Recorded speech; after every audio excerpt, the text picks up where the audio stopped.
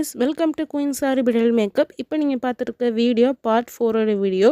Part 3ல வந்து யானகோட்டாவையும் marine வேர்ல்டையும் பார்த்தோம், திருச்சூர்ல இருக்கிறது. அதை பத்தின ஃபுல் டீடைல்ஸை பார்ட் 3ல அப்லோட் பண்ணியிருக்கேன். பார்க்காதவங்க அதை பார்த்துருங்க. இந்த பார்ட் 4 வீடியோவில் நம்ம அத்திரப்பள்ளிக்கு எப்படி போகிறது, எவ்வளோ டைமிங் ஆகும் திருச்சூரில் இருந்துங்கிற ஃபுல் டீட்டெயில் தான் இந்த வீடியோவில் நம்ம பார்க்க போகிறோம். வீடியோ ஸ்கிப் பண்ணாமல் கடைசி வரைக்கும் வீடியோ பாருங்கள்.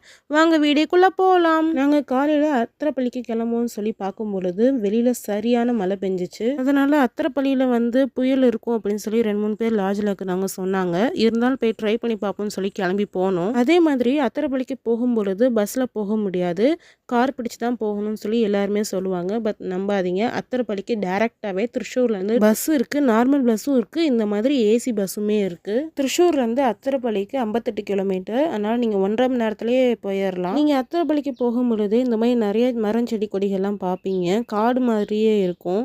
அத்திரப்பள்ளிக்கு 2 வீலர்ஸில் போகிறது ரொம்ப டேஞ்சரான விஷயம். ஏன்னா இங்கே அடிக்கடி வந்து காட்டு யானைகள்லாம் வந்துடும். அத்திரப்பள்ளிக்குமே என்ட்ரி டிக்கெட் வாங்குறாங்க. அடல்ட்டுக்கு வந்து 60 ரூபா ஒரு ஆளுக்கு. அத்திரப்பள்ளிக்கு வெளியில் 50 ரூபாய்க்கு வந்து யூசன் த்ரோ மாதிரி ரெயின் கோட் விற்பாங்க, அது வாங்கிக்கோங்க. ஏன்னா கீழே போனோன்னுமே அத்திரப்பள்ளியோட ஃபால்ஸோட தண்ணி வந்து ஃபுல் அண்ட் ஃபுல் நம்ம மேலே தான் படும். வேணுங்கிறவங்க வாங்கிக்கோங்க.